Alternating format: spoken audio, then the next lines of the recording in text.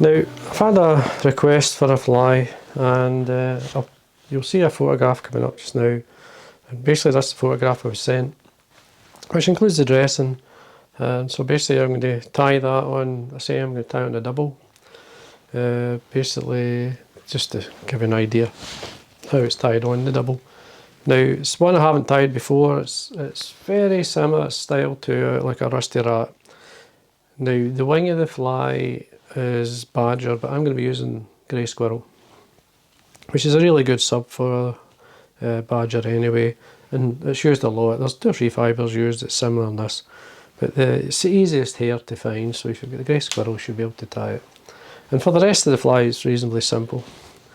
Now, hook choice is entirely up to yourself. This is just basically I've got 2 or 3 of these larger doubles that I had for a wee while. These are old Salad doubles, and then black nickel, black. They're in black nickel now. This is just the black Japan colour. This is equivalent to basically a size 6. Now I'm going to use an orange, a fire orange thread, mainly because it's easier to hide. When you're tying a fly and you want to keep it bright, best to have the same colour, and the back of this fly is orange, so it suits that. So I'm going to start at the front. I have waxed the thread, so I'm just going to start my work way down. Now I'm going to tie in a small oval gold tinsel. This is going to form the tag, and I'm going to be using it as a rib as well. So just work my way down. Now the style of this hook, it's got quite a long bend. I'm just going to wind the thread until I'm in line with the point of the hook.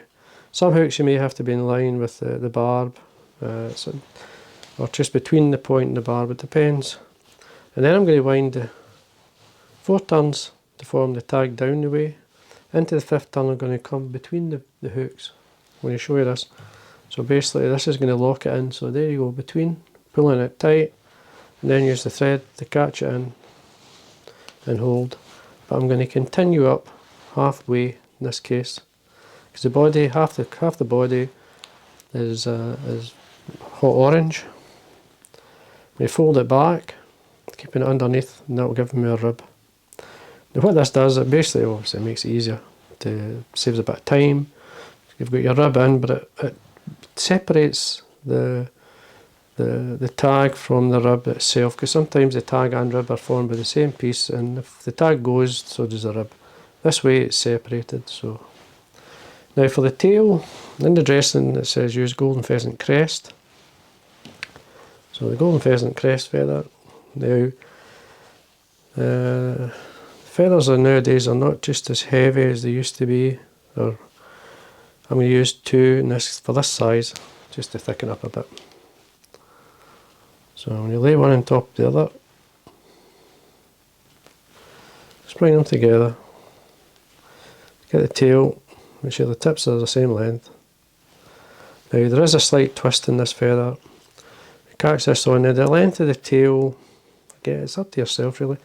I'm going to have the round about the body length as the tail,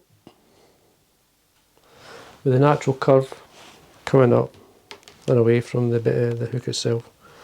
Now I'm going to trim this. I'm going to use this as a guide for the body, because half the body is orange, so there's where it would be there. Now in the dressing it mentions to use a tuft of duck. Now there's a lot of duck feathers, so I'm just using this as I'm just going to grab some fibres from this. This is the mallard flank. Just a nice marked fibre. It's got a nice curve on it. Just going to tie this on, just slightly short of the tail on the top. Just pull the fibres out and then just tie on the top. So it just sort of blends in, as you can see. Again, we trim this just slightly shorter than the first cut with the golden pheasant crest. So if you do that, you get a slight taper. Now I'm just going to run the thread up quite quick, making sure it's secure. And the way back down we tie in with floss. Now you could use a normal orange floss, like hot orange. I'm going to use this neon hot orange, a kind of modern colour. Nice and bright. And what I'm going to do is I'm going to tie it the way down. I'm just going to run the floss through my fingers first. Basically it takes the twists out, it makes it easier to get it started. Now I'm just going to catch it on the side, the way down. Just a wee bit of wax here to make sure there's plenty of grip. Up against the tail, bring the thread back up, and then we'll just work our way up, nice and tight. Catch it there, catch it underneath. Second part of the fly is black floss. So I'm just using the normal standard black floss. So you can see I trimmed that away there, the same length as the second part of the body. I catch it in. It will slightly taper, so it will. There's not as much getting tied in the second part, but that's fine because it helps to lower the wing a wee bit. So we just work our way up. Now give yourself obviously enough room to tie in the wing and the hackles in this fly. Trim away. Not too bad. As you see, it's slightly tapering and it's just the way it is, and I quite like it, as I say, like that. So now you're looking around about 5 turns of a rib. Catch it underneath.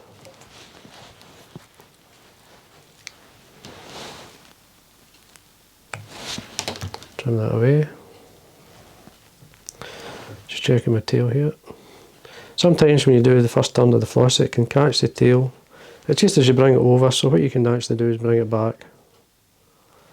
That looks not too bad, that'll do it. Now, make sure you wax your thread at this point, securing your rib, and put a base of thread down for your squirrel. Now, as I say, I'm tying it as mainly as the picture's done. The tips are close to I would say slightly by the end. Now in this style of fly you can tie it short, the wing in this style. The rusty rat style is usually quite, the wing's nose just as long. But I'm going to tie it to the photograph I get sent. How much the wing you put on depends on how good the fibre is. Now you could stack the hair. This is coming out quite well. I'm just bringing it 90 degrees from the stem of the tail. And you can see it's lining up okay, so we just trim away at that. Take away any broken ends, unwanted fluff that you don't want. Obviously don't let it drop onto your fly. There is, make sure there's wax there. There's your length. I'm going to trim this like basically there, and going to cut the thread into it. It grips really well when you do that, so you set it on, you take the thread turns into the cut ends, just allow it to do that, just take your time, make sure it's nice and tight. Yeah, that's it. Now if you want to make sure it stays there, it's not going to come out, but basically if you touch your super glue, just tap it with the cut ends, and as quick as you can, make sure you tie it down. And that there basically locks them in. I mean, if you're tying it in tight into the wax thread, you shouldn't have any issues. But anyway, that's just to make sure it doesn't pull out. Now I'm going to get hot orange. Hackles a hot orange and then a grey. Now I'm just using a Chinese neck. This is a cock neck. In the dressing, in the photograph, it looks like the hackle goes fibre length, reaches the end of the body. So if you put the stem beside in line with where you're going to tie it in, you bring out the fibre, it'll tell you exactly how long the hackle fibres are or where it should go. And that's there. So we take away the fluff, trim it so we can tie it in. Nice and tight, make sure it's secure. Now you're looking round about, depends on how good the feather is, about 3 turns or so, could be less, it depends on how you want to tie it. Now I'm just using my fingers, you could use your hackle pliers. Just fold the fibre back, and as you wind round, it's into my third turn. What I usually do is I press hard with my finger and then change fingers over when I want to catch it in. And when I'm winding, as you probably noticed. Tie in. You may catch one or two fibres going forward like I have there. Just wax your thread, draw them back, tidy the area up. Ready for your front hackle, and make sure the thread's waxed. I've got the grey, this is the neck. Again, we just check the length.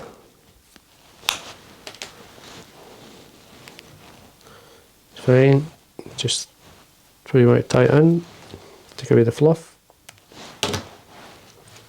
Wax your thread again, make sure it's not going to slip.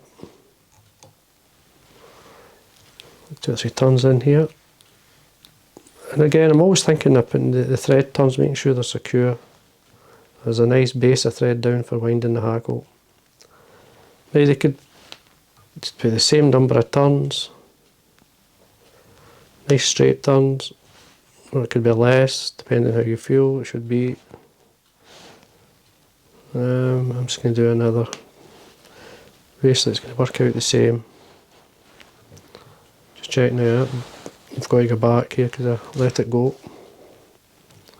So basically when I come round, finger on the side, just to hold, then come up, catch in the hackle. It's a thin enough stem that this I can actually fold it back. Just form the head using the thread. Keeping the thread tight, I can break that off for speed. Now what I want to do is change the head to black. So what I've got here is the uni black thread. I'm just going to wax my thread.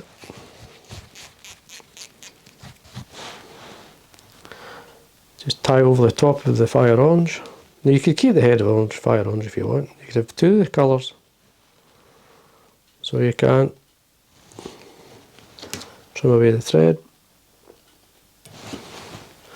Trim away my thread as well for the just tied with. Just going to check that I've got it all covered. Bring the thread up to suit. Just watch the feathers, you don't want to catch too much.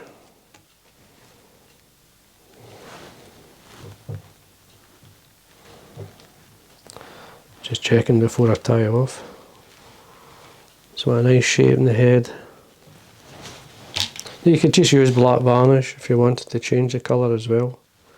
This is the quickest way. It's just, if you feel the head's too bulky, then just do that. Oops, I just caught some hackle fibre there. Let's trim that away. Now I've got what I did there was when I finished, I caught the thread, the hackle. So I'm just going to use my double needle just to bring these back out. You can do that. This one, it's only a couple. Sometimes happens that, you see it there, it's there. Just draw it back, and there we are. That's not too bad. And then you're looking for a couple of coats of varnish. Well, I would usually do about three coats of varnish. A coat of super glue, a couple of coats of varnish would be the fastest way. Or I'm just using varnish here, so I'm just applying it with a brush.